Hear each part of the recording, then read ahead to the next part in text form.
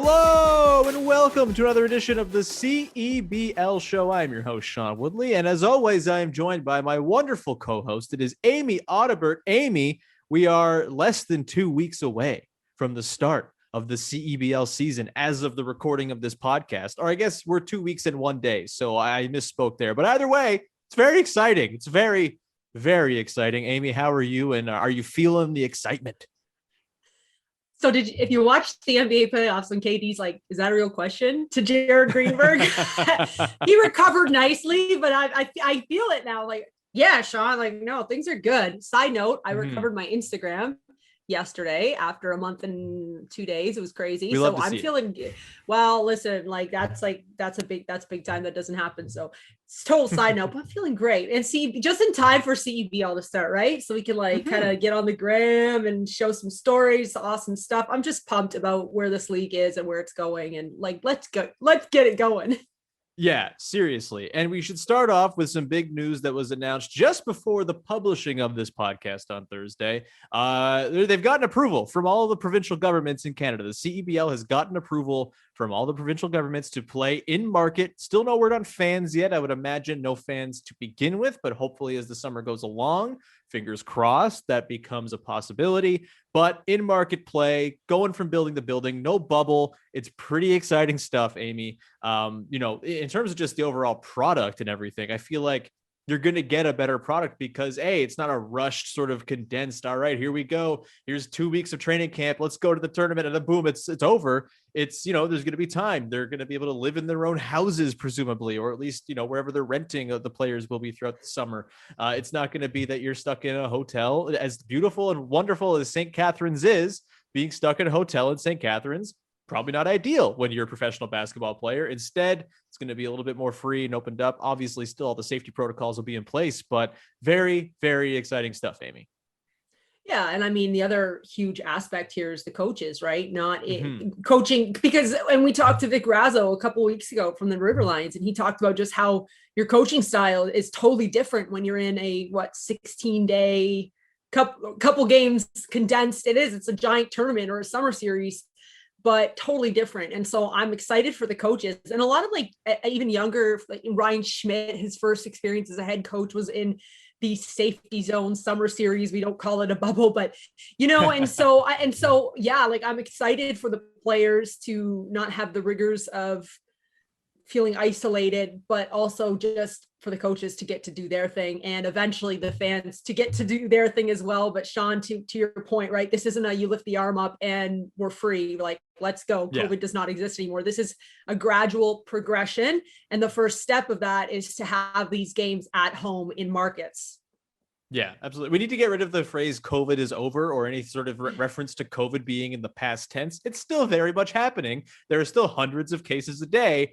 It's going down. It's very promising. Things are working out. Ontario's opening up on Friday a little bit for stage 1. It's all very promising. And so while the protocols will still have to be abided by, it's nice that they can abide by protocols and make this intermarket thing happen as opposed to having it all be in one place. It's awesome. Speaking of the excitement for the season, there's been a few signings in the last couple of weeks here, Amy, before we get to our guest today, who I should tease. I forgot to do that off the top. Travis Daniels of the Saskatchewan Rattlers, no longer the Edmonton Stingers, is going to join us to talk about his move to Saskatchewan. And, as he gets ready for his third season in the CEBL, he's been an adopter of the league. He's been a guy who's embraced the league, become one of the faces of the league when it comes to import guys, certainly. So we'll have him on. We'll chat with him shortly, but some big signings going on. And speaking of the Saskatchewan Rattlers, a man who won the finals MVP in the first season of the CEBL in 2019, Alex Campbell, is taking his talents to Fraser Valley. He missed out on last year's season, COVID and stuff like that. A lot of the sort of circumstances led to a bunch of guys not being able to play. But this goes into what I've been talking about for the last couple podcasts here, Amy, where you're kind of getting a double shot of talent in the league this year. You get a lot of the guys who were there in year 1 who maybe couldn't play in year 2. And then you're getting a lot of the guys who got their first taste of the league last year who are back this year. And it's all coming together to make all of these teams freaking loaded. And Alex Campbell, who I think to me is the closest approximation to Kyle Lowry in the CEBL, if you're looking for a player comp, just like rugged, extremely smart, can score when he needs to, but is also not afraid to defer and play make for others. This Alex Campbell signing, Amy, is big news for the Fraser Valley Bandits, who also this morning just announced they signed Shaq Keith as well, who now will be playing for his fourth team in the CEBL after starting with Hamilton in year one, moving to Saskatchewan, winning the title with Alex Campbell that year, playing for Ottawa last year, now suiting up in Fraser Valley with the man he won the title with, Alex Campbell, out there in Abbotsford. Yeah, I mean, first of all, Alex Campbell, when I see his face, I feel like I've seen him in Canadian gyms for a long time now. And he is, like you said, he is one of the better players. So it's really exciting for that program. The other add-on to you, Sean, is it's not just that players from year 1 and 2 are returning. Players are switching teams. Like it's like I feel like there's so much tea to be sipped before the balls even went in the air, right? Like I love it. It's definitely fun for us, right, who get to kind of investigate and tell stories and kind of get that side of it. I'm really excited to see how some of these matchups play out. But what I loved about Alex Campbell's statement or release was his quote said that he was excited to come and play in a program with Kyle Julius and Dave Singleton, which means that Kyle Julius is still very much involved, right? That's the first name that comes out. And so I love that because I'm such a fan of Kyle and the way he operates and his expectations and the bars he sets for his players. And so even though he's going to remain overseas and continue to fulfill his commitments there, he's still very hands-on. And that alone got me very excited. Yeah, as it should. It's going to be a really fun team out in the Fraser Valley. And, in the next couple of weeks here, we'll get some crystallization on what these rosters are finally going to look like. And I will tease ahead 2 weeks from now. Amy, I haven't even told you we're doing this yet, but we're going to do some power rankings. We're going to go through the rosters and we're going to try to rank the teams 1 through 7 going into the season, as the next podcast will air on the first day of the season, which is very, very exciting. We'll have all the roster knowledge then. And then everyone can yell at me because last year on this very podcast, I had Fraser Valley number 7 in my power rankings before the summer series began. And I was very wrong, obviously, which is what happens. We're wrong all the time. And yeah, you know what? I had Fraser Valley up top because like they got the complete dog mentality, and that summer series is perfect for a team like that, right? You don't have to be excellent for 2.5, 3 months. You've got to be excellent for 16 days, right? It's different. And then that's no disrespect to them because I think they're capable of that. But yeah, like that, I was pumped for them last year. And I was excited because I was like one of the very few people that said, hey, they're going to get there like towards the end. And they did. So, all right, fine. Now I've put pressure on myself. Do not listen to my power rankings this year. And especially this season, because the parity in this league, right? Like now we're kind of getting a taste of what these players are like and returning, but now a lot of them are going to different systems, to different coaches and different teammates. So it's going to be fun. It's going to be fun. I think that's the prevailing theme of this segment of the podcast is we're very giddy for lots of different reasons. One other note that we should pass along as well, a big signing that came out, I believe yesterday or the day before, Trevon Duval, who a former Duke player, former 5-star recruit, has been playing in the G League a little bit the last couple of years. He has signed on with the Hamilton Honey Badgers, which is a really important signing, I think, for the league. Just kind of getting a guy with the profile of a Duval who had NBA draft buzz back when he was coming out of college, a Duke guy. That is not nothing. That is a pretty big signing here for the Hamilton Honey Badgers as they look to fill out that guard rotation. Quick thoughts on Trevon Duval joining the ranks of the CEBL with Hamilton. Yeah, awesome for the league. Fantastic. But really, this is a guy that his own personal bar is set super high, right? When you look at who he played with at Duke, go through some of the names, our very own Gary Trent Jr. Let's hope we can say that a couple more months from now. Wendell Carter Jr., right? Marvin Bagley.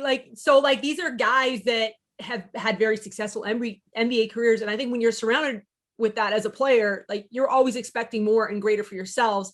And so my hope for Hamilton is that he is a high character guy who is going to emulate that throughout the entire team. Because again, like last week we talked to Vic Raza when we think Niagara is going to be so good, which they are. Now we're talking about Hamilton. Niagara, like every time we think of or chat about a team, like we say like, man, that team on paper is so good. And this is another example of that. So again, giddy.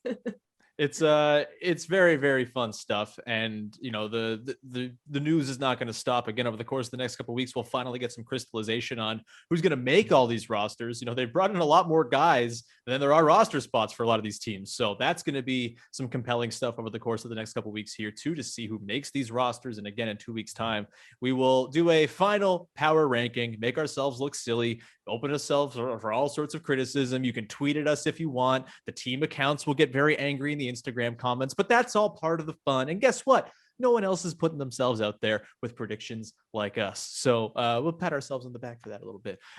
Amy, we're going to get to Travis Daniels here in just 1 second. Talk to him about his move to Saskatchewan, his excitement for year 3 of the league, and a whole bunch more coming up in a little bit here on the CEBL show. Stick around.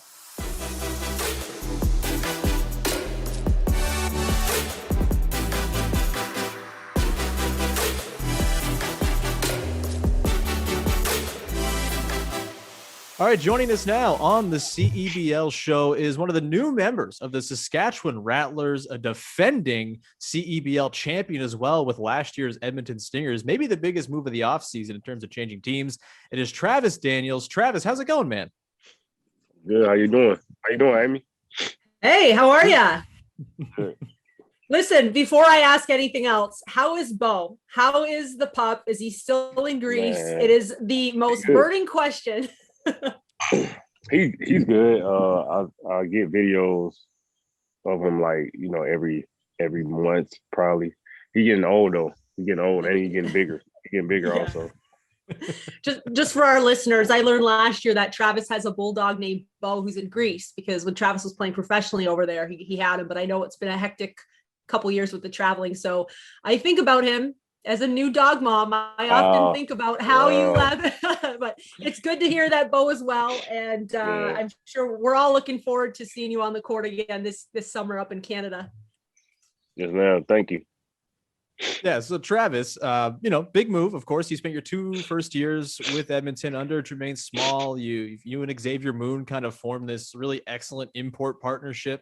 And now you're in Saskatchewan. What went into the decision to take your talents to Saskatchewan, and what sort of entices you about the challenge of taking over, the sort of a big role on a new team? To be honest, it was a couple things. I felt I'm really not going to speak on it, but I just accepted a different path. I wanted to try something different. Edmonton, those guys are still my brothers or whatnot. I just saw a better opportunity in my eyes. And, Sask, of course, last year they didn't have the best season they wanted to, but the year previous to that, they won a championship. And I just wanted to join a winning program. And then, I knew some of the guys that played for them, last year or over the course of the year. And I just wanted to try something different, man. Try my own thing, That's how I looked at it, to be honest. Mm-hmm. Yeah, it's a new challenge, right? And I guess you mentioned their 1-5 record with the summer series last year. Things didn't go quite the way they planned. How do you think you can get in there and make an immediate impact right away this season? I mean, of course, I stamped my name, in the past 2 years, so people probably, kind of know what I bring to the table. But, I'm just going to bring a winning mentality still, trying to help the team win. Just bring my game into the coaching system, whatever he wants me to do, I'm going to do it. And I'm going to do it to the best of my ability also. So, Travis, you played your first 2 seasons in the league with Xavier Moon, the 2-time MVP. I will say, in the first year of the league, I thought you were the more deserving MVP candidate because you played more games. I'm not just sucking up to the guest. I've said this on podcast before. This is nothing against Xavier. I just thought you were the best player in the league that year. Taking now your talents to Saskatchewan, you mentioned you kind of want to put your imprint on the team. Are there things that maybe you didn't get to do, sort of skills you didn't get to flash, muscles you didn't get to flex when you were in Edmonton that you're excited about sort of getting to put on display for Saskatchewan? And what would those be? The same thing. Just still be the same Travis. I'm just on a different team. I'm repping green and gold. But, just try to put my foot on everybody's neck for real. There's just a winning mentality. A different team still trying to win, but I know it's going to be more pressure because like I came from a winning team, and then the team previously didn't have a good year, so I know they're going to see like what can I do to change the team. But I know one person can't change this team, but you know I'm gonna do my best to help the team though, no matter what. Well, you're not coming over by yourself, right? Also, Mambi Dewara is coming as well. And so it's kind of, I guess, maybe a little bit nice, right? To have one of those guys that you did hoist the trophy with last year. And can you speak a little bit on your relationship with him and maybe some of your favorite parts about playing with him are? Mambi, he's good, man. You know, he's always willing to listen. He want to get better. And then, and like, he's one of those guys that going to do it. And then he learns from it, you know, miss or make, you know, whatever he does on the court, you know, if he fail or he succeed, you know, he learns from, you know, I don't really have to say much to him. He kind of, you know, can grasp the game. But he's a cool guy on off the court. And we've been talking, we really play, and we're just trying to, I know some of the other guys too, but Mambi, for sure, I built a relationship with him since last year. What's that first game against Edmonton going to be like for you? You know, you spend the 2 years there, you win the title, you've got a lot of sort of blood, sweat, and tears, but I can see the smile across your face. There's probably going to be a little bit of extra juice in that one, no? Oh, to be honest, I don't know where it's at. Is it here or is it Edmonton? I don't know. But that's a good question. If it's in Edmonton, for sure, it's going to be a different kind of vibe. But you know, those are my guys. But at the same time, I've been talking to some of them already. It was like, man, we don't have nobody to stop you. But you know, it's just just the competitive nature of me, man. I'm just still going to try to I'm going to kill him for sure. I'm going to go in there trying to kill him. But at the same time, I'm gonna have a little emotions running, because I'm playing on the opposite team. But at the same time, I'm gonna try to come out with a W. I would ask you this: when you look at this past year, we've had a lot of opportunity to talk to players, a couple players, but more coaches and GMs here in the last couple months. But as a player, just how is the whole COVID? How has the pandemic changed how you function as a professional basketball player, if at all?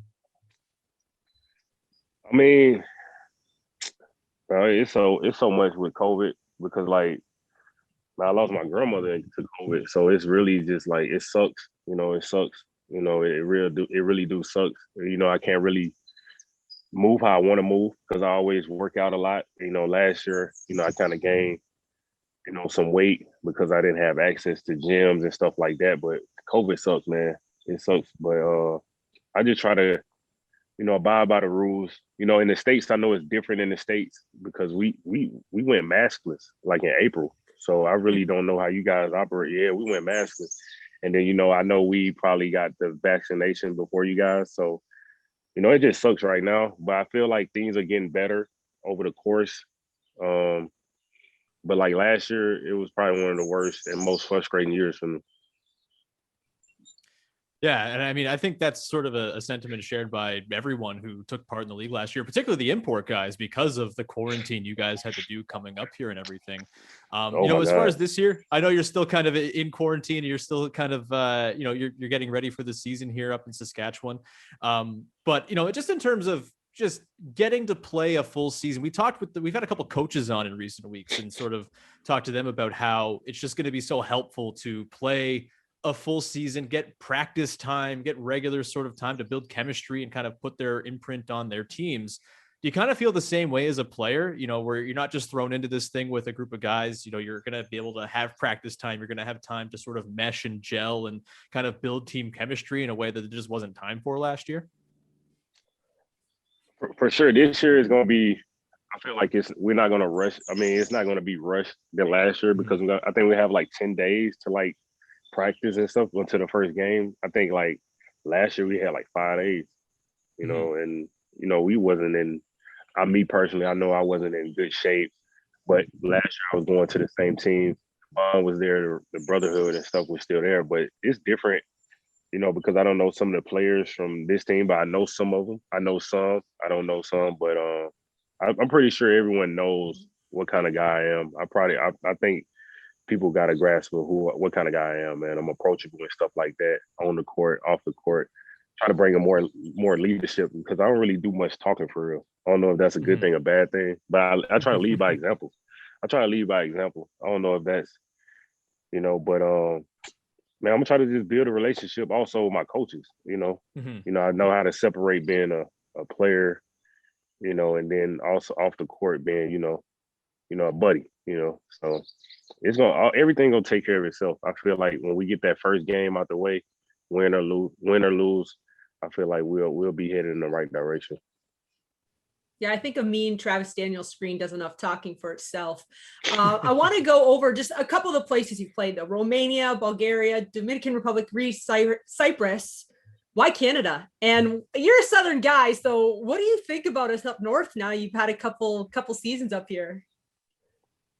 I'm not gonna lie, I like Canada. Like for real, it's chill. But the only thing I don't like about it, which I didn't experience yet, is the winter. The winters. But I like Canada. More so for Canada, probably be second behind Greece. Behind Greece because of the views. But I like Canada overall. I like it overall. I would stay here, if I could. But I like it overall. Don't do it. You said so before you came on, Sean was saying he loves the winter, and I used to live in Florida, so don't come up for the winter unless you're in a gym, unless you're playing in a gym. Nah. Because Canada will fall down. It will not be number 2 if you are here in December and January. For sure. Yeah, I'm the freak. I'm the freak who likes the winter. Don't ever do as I say, not as I do, I think. So what's the best place to be at in Canada though? My bad for cutting you off. What's the best? No, that's okay, man. No, so like the best, So I'm biased. I spent a lot of time on the East Coast. I'm really, really hoping one day there's a CEBL team in Halifax. Halifax is my favorite city in Canada. It's on the ocean. It's not too hot, but it's not too cold. You've got, just a lot going on. You got like the ships coming in. It's just very beautiful. It's picturesque, I would say. So yeah, Nova Scotia. I've been in the ear of Mike Morreale about expansion there for more than once. So that would be my pick. But I mean, Saskatchewan in the summer, you've kind of got the perfect thing. You're there in the summer. It's hot. It's sunny. It's dry. In the winter, you're probably looking at like minus 40-degree temperatures. So I think you've certainly chosen the right time of year to be there. Question for you, Travis. So, you've seen this league grow from day one. You were part of the original group of players, original group of imports to be in the league. Now we're going into year 3. They've kind of survived COVID, it seems. Last year was a really big sort of make or break season, and things went off as well as they possibly could have with the summer series. For you, what's it been like to watch this league grow? And do you feel like just sort of watching the talent in the league, we were talking in the first segment about Trevon Duval, former 5-star guy signing with Hamilton. Have you noticed the increase in quality? Does it feel like a deeper, more talented league than when you first started? Yeah, for sure. I saw it my first year, when we got X. I knew what kind of player X, Raython Mays type Moon. We had him. And then last year we had Briante Weber. I played against him in Greece, and he played for a EuroLeague team. So, I see the progress, the direction they're heading in. I feel like, you keep getting, high-profile guys, and other guys will consider, coming to this league, and it'll make the league a whole lot better. And so just my last question to build on that, like you mentioned, so now we're in year 3 and we feel like maybe we are having the biggest talent pool in the first 3 years. As a player, is that motivating, exciting? How do you feel when the competition is getting better every single year? I mean, I look at it as a good thing, though. I feel like, it depends on the teams too. I feel like Hamilton, all those guys, they get all the, the big guys, to be honest. But it's motivating also. It's motivating also because, that team is stacked. I look at Hamilton, they're stacked right now, So, but I look at it as a good thing, as a compliment, because I love competition. So I don't back down from it. I'm pumped. And Travis, let's go play right now. Come on. That's it. You got me right now. You got me right now.